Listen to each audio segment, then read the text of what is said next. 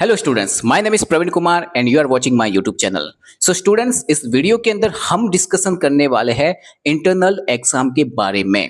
हाँ, BA, BCom, MA, MCom, ठीक है, या फिर जो जितने भी प्रोफेशनल कोर्सेज है, कुछ भी है, उन सब की कॉलेज के थ्रू इंटरनल एग्जाम ली जाती है। ये उनकी इंटरनल एग्जाम होती है जो कॉलेज में पढ़ते हैं, अदरवाइज एक्सटर्नल स्टूडेंट की इंटरनल एग्जाम होती नहीं है। तो क्या प्रोसेस होती है इंटरनल एग्जाम में, कैसे ये एग्जाम ली जाती है, कौन कौन सी मेथड अप्लाई होती है, किस तरह से इसको पूरा का पूरा करते हैं, मैं आपको प्रॉपर्ली डिस्कशन करता हूं, आपके साथ डिस्कस कर लेते हैं ताकि आपको इसका पूरी तरह से जितना कुछ भी है वो आप सबको समझ में आ जाए। ठीक है, तो शुरू से शुरू करते हैं और थोड़ा आपको बताते हैं। देखो, जिन्होंने सेमेस्टर 1 के लिए एग्जाम में फॉर्म भरा था, या कुछ और भी सेमेस्टर के स्टूडेंट है, जैसे सेमेस्टर 3 है, उन वाले स्टूडेंट के लिए भी क्या है, एग्जाम के फॉर्म यानी इंटरनल एग्जाम उनके लिए भी हो सकती है। तो एनईपी वाले स्टूडेंट्स को मैं बता देता हूँ कि आप जिसके लिए आपने फॉर्म भरे थे, तो आपकी इंटरनल एग्जाम कॉलेज के थ्रू ली जाएगी। अब ये कितने मार्क्स की होगी, क्या होगी, मैं समझाता हूँ। देखो, अगर आप मुझे पूछोगे कि हमारी इंटरनल एग्जाम होगी कब, तो हर कॉलेज अपने हिसाब से एग्जाम लेती है, अलग अलग शेड्यूल के हिसाब से।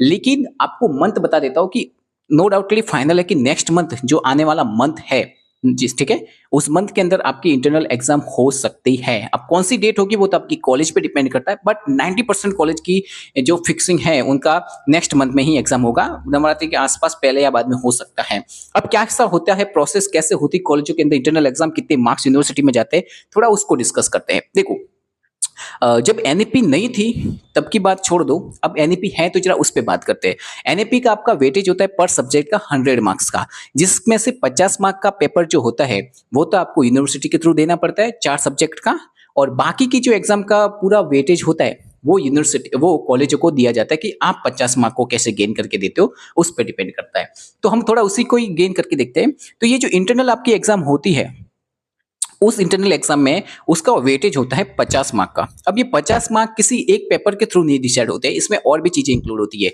जैसे कि आपका पेपर हो गया, ठीक है, जो कि 25 या 30 मार्क का हो सकता है। बाकी के 20 मार्क्स जो होते हैं वो आपके असाइनमेंट, आपके अटेंडेंस, या आप जो भी परफॉर्म करते हो कॉलेज के अंदर, उसके बेस पे होते हैं। इट मीन्स कि 50 मार्क आपको यूनिवर्सिटी देगी और बाकी के जो 50 मार्क है वो यूनिवर्सिटी, वो कॉलेजों को सौंपा जाता है कि आप दो। अब उसमें कॉलेज आपकी एग्जाम भी लेती है, ध्यान से समझना, आपकी एग्जाम लेगी जो मे बी 25 या 30 मार्क की होगी, 25 तो मैं नहीं बोल सकता, मोस्ट ऑफली 30 मार्क के आपके पेपर्स हो गए, और बाकी के जो 20 मार्क होते हैं वो आपको दिए जाते हैं आपके उनके हिसाब से, पूरी तरह से कुछ अलग अलग तरीके से, जैसे कि आपके असाइनमेंट को देखकर, आपके कॉलेज के अंदर परफॉर्मेंस को देखकर, या एक्सेट्रा जो भी होता है उसके बेस पर आपको दिए जाते हैं।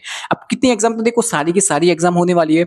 कुछ कॉलेजों में वाइवा की तरह हो सकता है, कुछ कॉलेजों के अंदर हैंड रिटन है, कुछ कॉलेजों के अंदर इसको एग्जाम को ऑनलाइन एमसीक्यू के थ्रू भी ली जाती है। तो ये डिपेंड करता है कि किस कॉलेज की किस पैटर्न से ये एग्जाम में होती है। ठीक है, अब यहाँ पे ये सारी की सारी एग्जाम ले लेंगे, उसके बाद भी वापस उनको तीन एग्जाम कंडक्ट करनी पड़ेगी, जो कि यूनिवर्सिटी के थ्रू उनको बोला जाता है।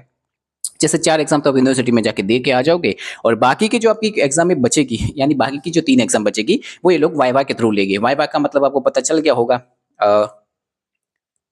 एमसीक्यू बेस एग्जाम जो पूछ के आपसे बताई जाती है, ठीक है, उसके बेस पर होती है एग्जाम। ठीक है, अब थोड़ा ध्यान देना यहाँ पे।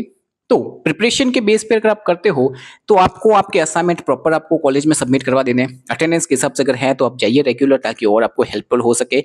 और बाकी आपके एग्जाम पेपर की बात की जाती है तो भाई साहब, एमसीक्यू हो गए, उसके अंदर 1-2 क्वेश्चंस हो गए बड़े बड़े, ठीक है, जो आपको सॉल्व करने होंगे।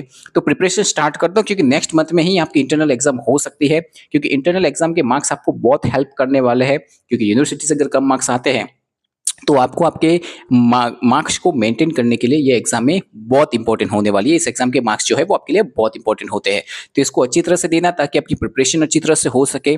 ठीक है, वैसे तो मैं भी कुछ ना कुछ सॉल्यूशन आपको देता रहूंगा अपने वीडियोस के ऊपर, तो चैनल को सब्सक्राइब कर देना। 1 के सब्सक्राइबर हो गए तभी मैं कुछ सॉल्यूशन दूंगा, उससे पहले मैं देने वाला नहीं हूँ। तो 1 के सॉल्यूशन फॉलोवर्स हमारे करवा दीजिए, सब्सक्राइबर सॉरी, तो आपका काम हो जाएगा। उसके बेस पे हमें काम करेंगे। ठीक है, देन आफ्टर आई होप आपको ये इन्फॉर्मेशन समझ में आई होगी कि इंटरनल एग्जाम कब होगी और किस तरह से इसका पैटर्न होगा पूरा का पूरा। 50 मार्क का वेटेज है भाई साहब, ध्यान रखना। लेकिन दूसरी जो 4 एग्जाम है उनका 50 का नहीं है, जो सॉरी 3 एग्जाम जो है छोटी छोटी एग्जाम में, ठीक है, उनका नहीं है। मेजर, माइनर और आपकी एमडीसी जो है दो अकाउंट, एक स्टेट और एक इकोनॉमिक्स है, उनका वेटेज उसको ज़्यादा फोकस करो, क्योंकि वो आपको वापस यूनिवर्सिटी में भी देने हैं, तो वहाँ पे आपका हेल्प हो सकता है। तो 50 मार्क तो यूनिवर्सिटी के थ्रू आ जाएगा, कि 50 मार्क आपको गेन करने हैं, तो कॉलेज के एग्जाम में भी इतना ही प्रिपरेशन पे ध्यान दो। आई होप आपको इन्फॉर्मेशन समझ में आ गई होगी। ठीक है, ऐसी इन्फॉर्मेशन के लिए आप मुझे सब्सक्राइब कर लीजिए, मेरे इंस्टाग्राम चैनल को फॉलो कर लीजिए, और भी आपको अपडेट्स मिलती रहेगी। तब तक के लिए थैंक यू सो मच।